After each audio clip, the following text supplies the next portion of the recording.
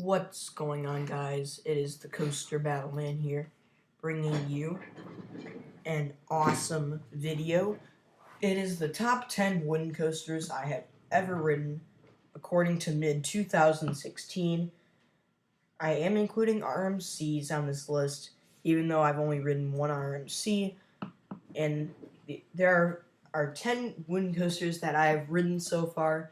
I'm riding 2 more at Cedar Point, and you could consider Gemini a wooden coaster. So that can make 13 wooden coasters, but this is a top 10 for the 10 that I've ridden. Starting with number 10, it's the smallest wooden coaster I've ridden. It's a Little Dipper. Unfortunately, I didn't get to ride Woodstock Express at Kings Island, but it's a kid coaster, so I'm not too mad about that. So, Little Dipper is the smallest wooden coaster I've ridden. It used to be at Kittyland Amusement Park, and this coaster is kind of small and meanders around a course with a bunch of turns.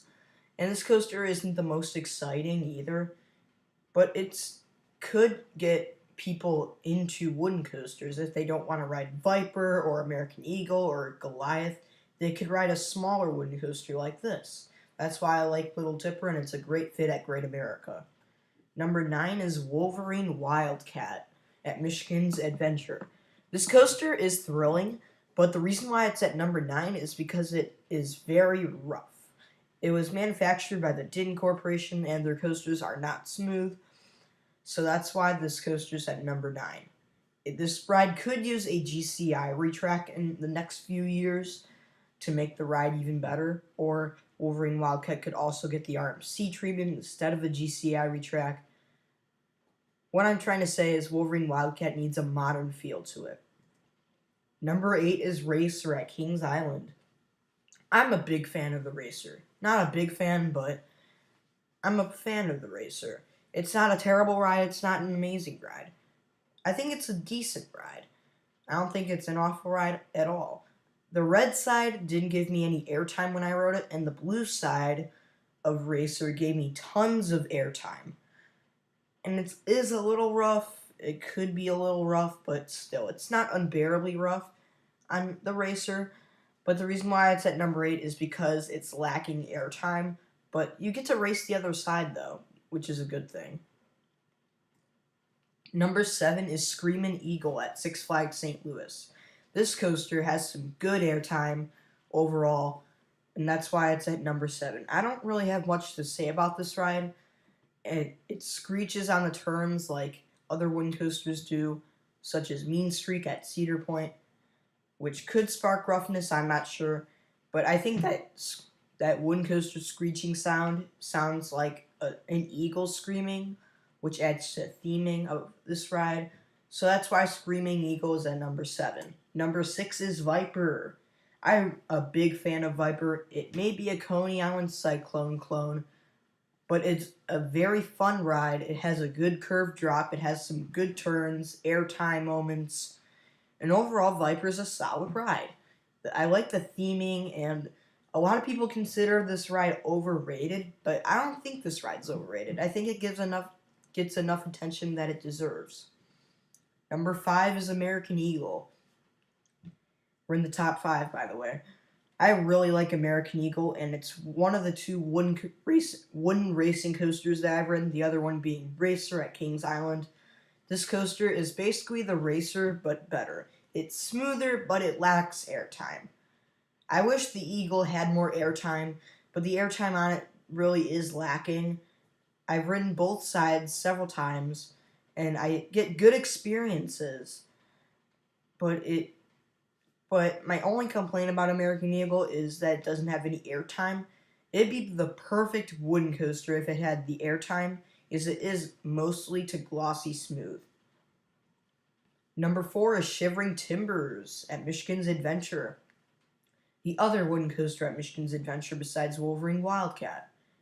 And of course Zack Zoomer, which is a smaller wooden coaster. But getting onto Shivering Timbers, this roller coaster is amazing. The drop is intense and very fun.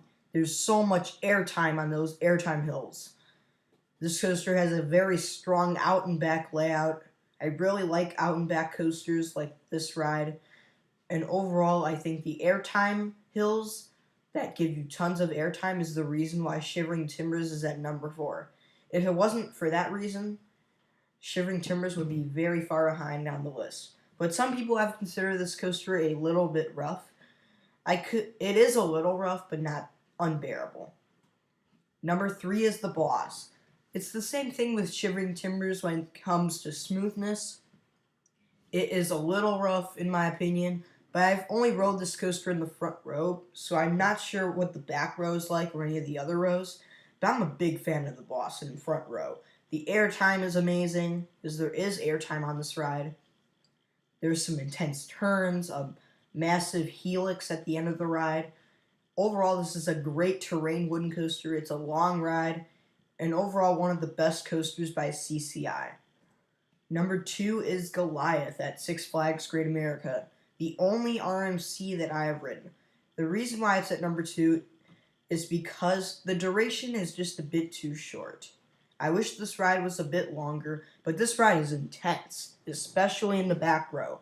That drop is very forceful in the back row. There's tons of hang time, there's 2 inversions, a dive loop, which one of them is. I really like Goliath. The only problem is the duration. But besides the duration, this ride is super fun and very intense. But the reason why it's at number 2 is because there's one wooden roller coaster I've ridden that's even better. And that is the Beast at Kings Island. The other wooden coaster I've ridden at Kings Island besides Racer, this coaster is amazing. The lift hill, though, is very slow. The first one is. The second one has a decent speed. But I really like the Beast. That drop is very fun. The first drop's very fun. There's some very intense turns. There's a few airtime hills, but even though I don't get airtime, this ride could be improved with a GCI retrack, which I think. But some people think the Beast shouldn't be retracked or RMC'd. Especially RMC'd. This ride should not be RMC'd, but it could get a GCI retrack to make it even better. But I love the Beast the way it is. The tunnels are amazing. Everything about this coaster is good, but it could be a little rough depending on where you are. But still, this ride is super fun, very intense, and overall a very solid ride. Thank you for watching. Stay tuned for more videos.